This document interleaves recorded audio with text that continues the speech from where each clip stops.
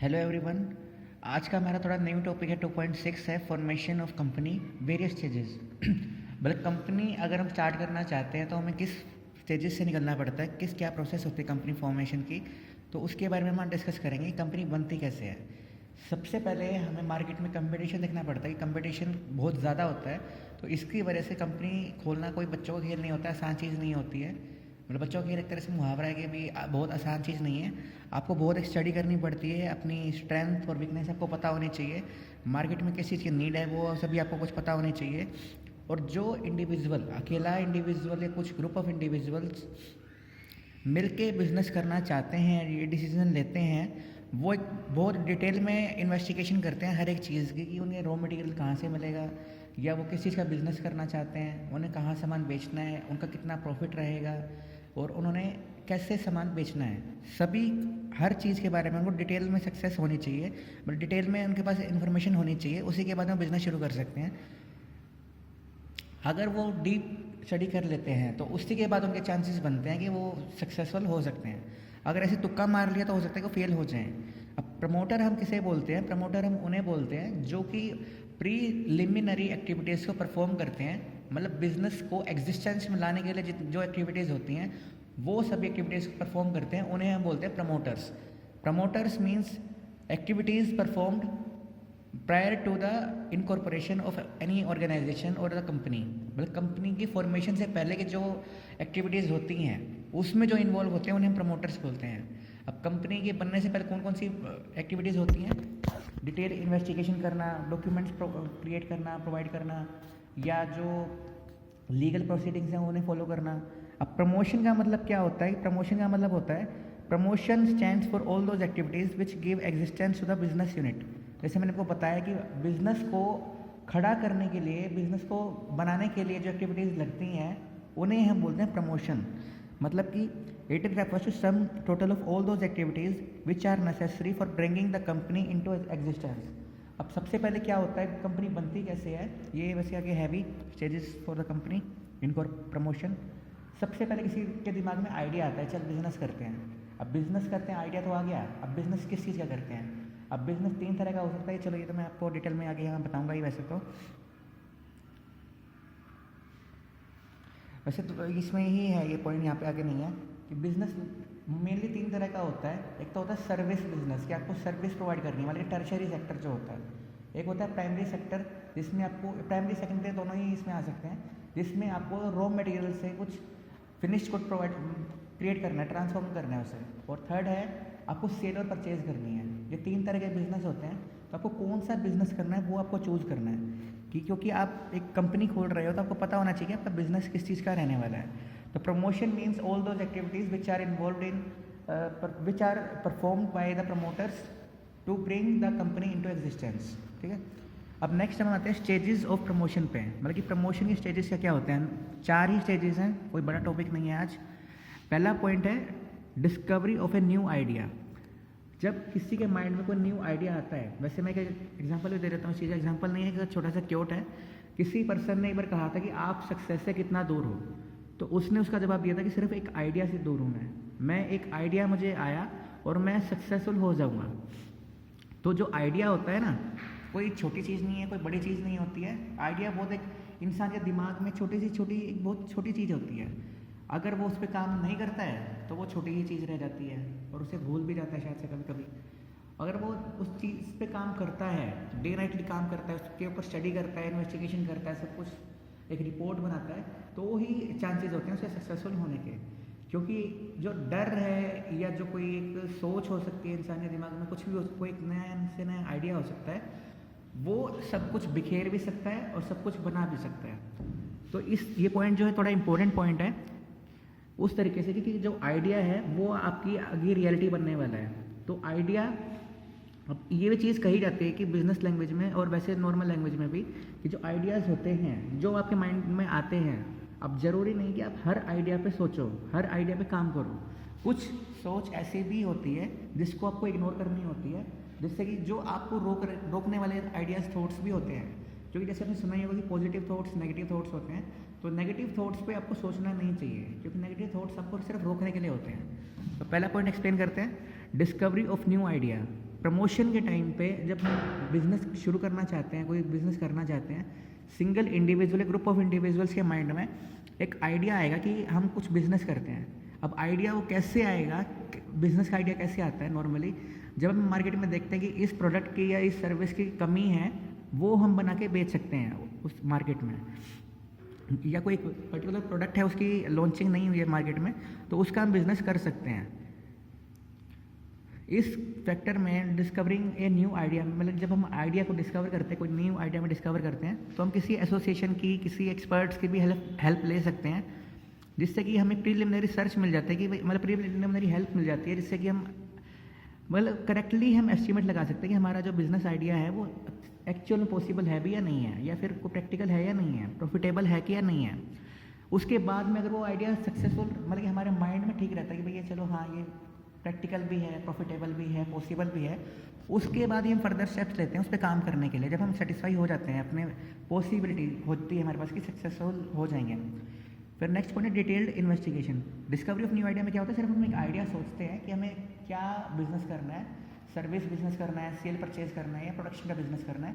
उसके बाद में हमें किस चीज़ का प्रोडक्शन बिजनेस करना है, किस चीज़ का सेल परचेज बिजनेस करना है, और किस मार्केट में करना है, उसमें उस मार्केट में उसकी कमी है या नहीं है, और अगर कमी नहीं भी है तो भी हमें कैसे करना है जिससे हम सक्सेसफुल हो सकते हैं। अगर कोई पॉसिबिलिटी होती है सक्सेसफुल होने की तो ही हम उसका बिजनेस करते हैं। फिर हम आते हैं डिटेल इन्वेस्टिगेशन पे। डिटेल इन्वेस्टिगेशन पे जब हम सेटिस्फाई हो जाते हैं कि हमारी जो आइडिया था वो पॉसिबल भी है, प्रैक्टिकल भी है, सक्सेसफुल भी हो सकता है, पॉसिबिलिटी भी है, प्रॉफिटेबल भी है, सब कुछ है, उसके बाद में हम आते हैं हर चीज़ की डिटेल इन्वेस्टिगेशन करते हैं। मतलब हर चीज़ की डिटेल में हम स्टडी करते हैं, क्लोजली स्टडी करते हैं कि उस मार्केट में कितना कंपटीशन है, हमें मशीनरी कहाँ से मिलेगी, हम प्राइस क्या रखेंगे अपने प्रोडक्ट का, रॉ मटेरियल कहाँ से मिलेगा, रॉ मटेरियल कितने में मिलेगा, बैंक से हमें लोन मिलेगा या नहीं मिलेगा, हमें अपना सामान कहाँ बेचना है, हमारा सेल प्राइस कितना होगा, हमारा प्रॉफिट कितना होगा। ये जो सभी बातें होती हैं ये हमें डिटेल इन्वेस्टिगेशन में ढूंढनी होती है, सोचनी होती हैं, क्योंकि कंपनी में सभी कुछ काम बाद में होते हैं, सबसे पहले प्लानिंग का काम होता है। सबसे पहले हम फ्यूचर के बारे में सोचते हैं कि हमें करना क्या है, कैसे करना है, कब करना है, कौन करेगा, क्योंकि मेनली प्लानिंग में 4 क्वेश्चंस के आंसर में ढूंढने पड़ते हैं, what to do, when to do, how to do and by whom to do. ये 4 क्वेश्चंस के जवाब हमें प्लानिंग में मिलते हैं, तो हम यहाँ पे इन्वेस्टिगेशन करते हैं कि हम जो बिजनेस करने वाले हैं वो माइंड में तो हमें दिख गया कि पॉसिबल है, प्रैक्टिकल है, प्रॉफिटेबल है। अब हम यहाँ पे एक्चुअल में उस पर काम करना शुरू कर देते हैं, माइंड में ही काम करना शुरू कर देते हैं, और एक रिपोर्ट बनाते हैं उसके बेसिस पे कि भाई हमारा जो सेल प्राइस होगा कितना होगा, कितना कंपटीशन होगा, कितना गवर्नमेंट इंटरवेंशन होगा। मतलब गवर्नमेंट इंटरवेंशन मीन्स कितना गवर्नमेंट हमारे बिजनेस में इंटरफेयर कर सकती है, कि गवर्नमेंट की पॉलिसीज़ क्या हैं, जैसे डीमोनेटाइजेशन हो सकता है या जीएसटी जो चीज़ें होती है वो हमें सारी चीज़ें देखनी पड़ेंगी। फाइनेंशियल साइज़ कितना रहेगा, हमें कितनी कैपिटल चाहिए होगी, सब कुछ हम फैक्टर्स को डिटेल इन्वेस्टिगेशन में डिटेल में एक स्टडी करेंगे।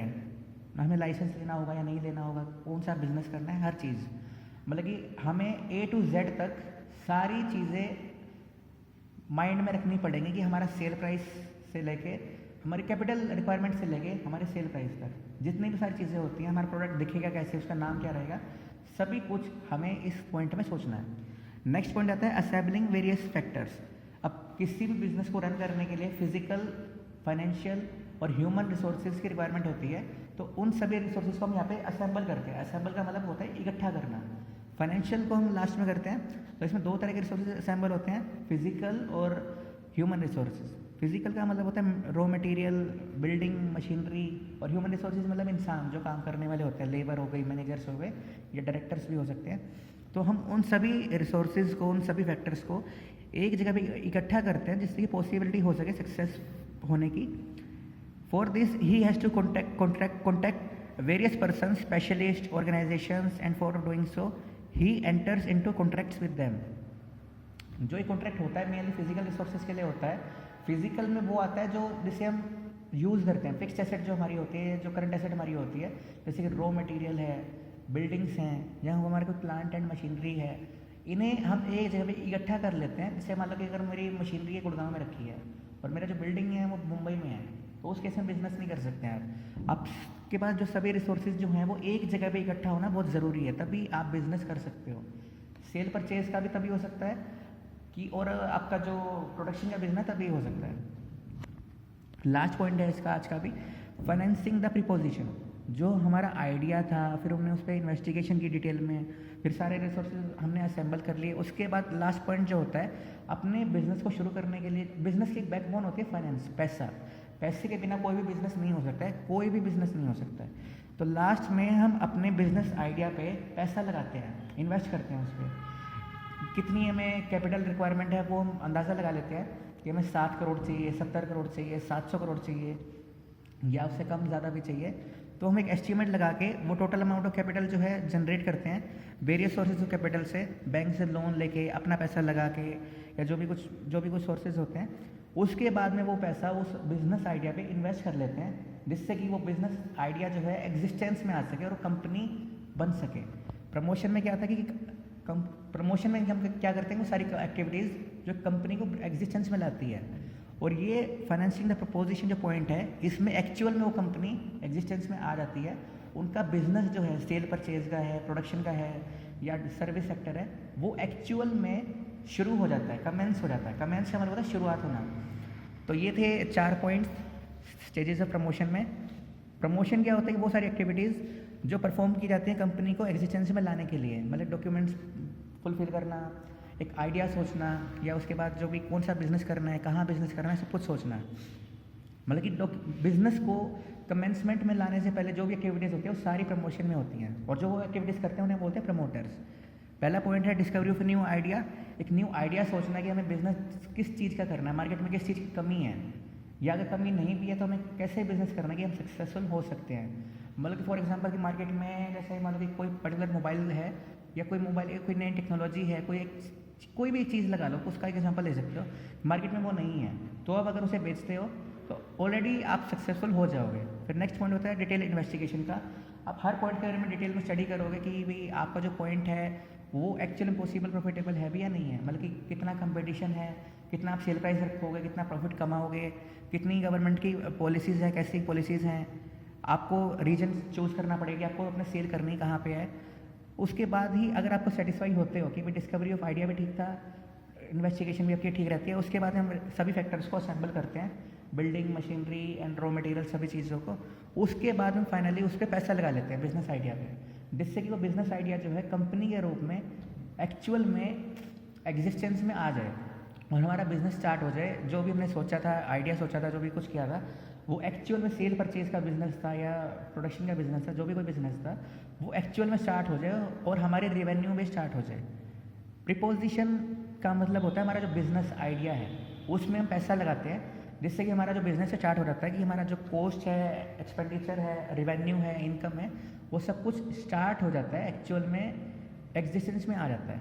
तो ये था आज का topic, promotion and stages of promotion. कल हम करेंगे इनकॉर्पोरेशन और रजिस्ट्रेशन, ये भी छोटा ही टॉपिक है। Thank you.